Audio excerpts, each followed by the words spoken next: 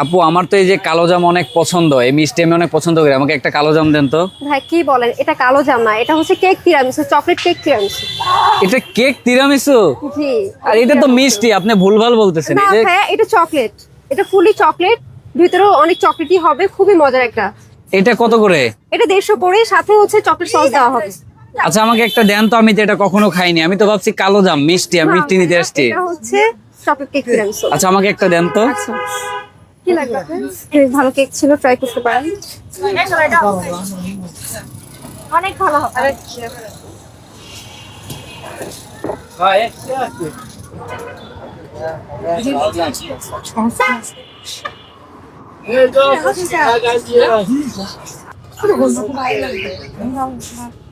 Fully chocolate হবে।